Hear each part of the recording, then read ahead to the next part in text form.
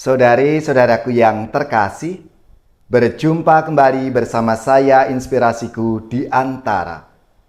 Renungan Harian Selasa 18 Juli, Pekan Biasa yang ke-15. Semoga kita bersama keluarga dan komunitas kita selalu dalam keadaan baik, tetap sehat dan bersemangat. Marilah kita mengawali renungan kita hari ini dengan tanda kemenangan Kristus. Dalam nama Bapa dan Putra dan Roh Kudus. Amin. Allah Bapa yang Maha Pengasih, Engkau senantiasa meneguhkan kami dalam setiap perjuangan hidup kami. Kuatkanlah iman kami untuk semakin berserah kepadamu dan mampu membuka hati untuk menerima bimbingan-Mu.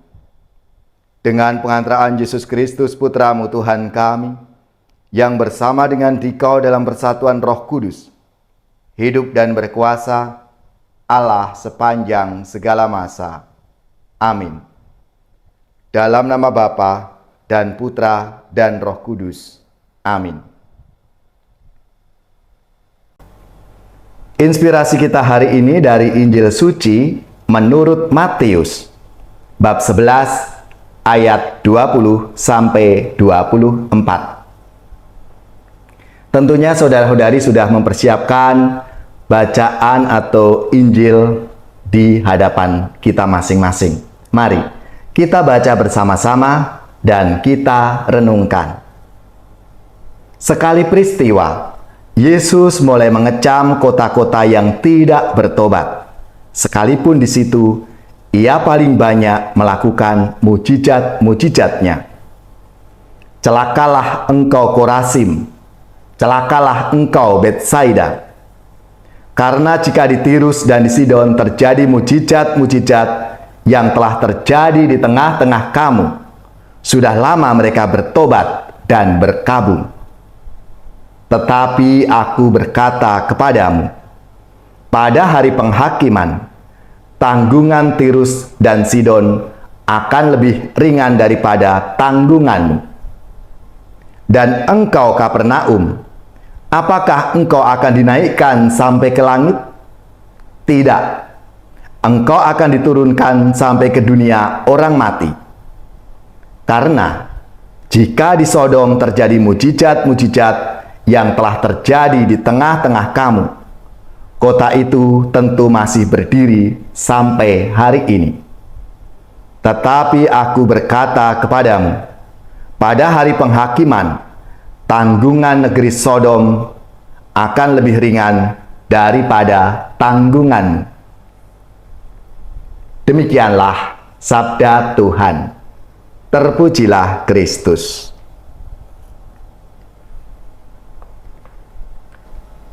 Saudari-saudaraku yang terkasih, dalam kehidupan kita ini ada beragam cara untuk mengingatkan dan membawa seseorang yang telah melakukan kesalahan itu untuk berbenah diri dan kembali ke jalan yang benar. Ada yang cukup diberitahu secara halus. Ada yang perlu diajak wawan hati secara personal.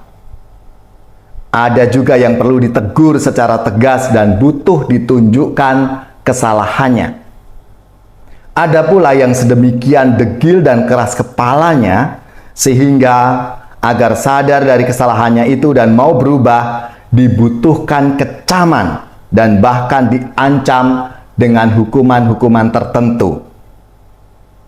Yang terakhir inilah yang dilakukan oleh Yesus terhadap penduduk kota Betsaida dan Korazim, yang meski telah diberi tanda dalam rupa mujizat-mujizat yang dibuat oleh Yesus, tetapi mereka tetap tidak mau bertobat dan tidak mau berubah.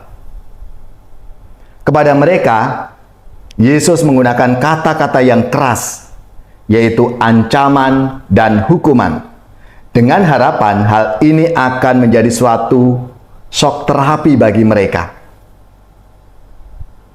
Jika peringatan paling keras telah diberikan kepada pihak yang bersalah dan tidak mau berubah, maka ia harus bertanggung jawab atas pilihan sikapnya itu. Saudara-saudaraku yang terkasih, Yesus pun dalam karya pelayanannya menghadapi kebebalan hati yang sama dari kaum bangsanya. Justru di tempat-tempat di mana Yesus melakukan banyak mujizat, banyak tanda di sana. Misalnya saja Korazim, Betsaida, Kapernaum. Banyak orang tidak menerimanya, tidak mau percaya kepada pewartaan Injil Yesus. Ia diragukan, difitnah, ditolak oleh pemuka agama Yahudi dan juga kaum tua-tua, bahkan sebagian rakyat. Namun sebaliknya, justru orang-orang yang bukan Israel yang lebih percaya kepada Yesus. Kaum perempuan, Sirofenisia, orang Samaria, perwira Romawi, penderita kusta Samaria, dan lain-lain. Saudara-saudari yang terkasih, bahwa percaya kepada Tuhan datang bukan dari status kita, melainkan dari tindakan beriman yang nyata, berani berserah dan setia kepada Yesus. Dan ini menjadi refleksi untuk kita semua, menjadi panggilan kita semua. Yesus hari ini juga mengingatkan kita, pastinya kita masing-masing punya rahmat anugerah yang Tuhan berikan. Itu menjadi tanda, menjadi sarana bagi kita agar kita semakin dekat dengan Tuhan, semakin percaya akan rahmat dan anugerah Tuhan itu.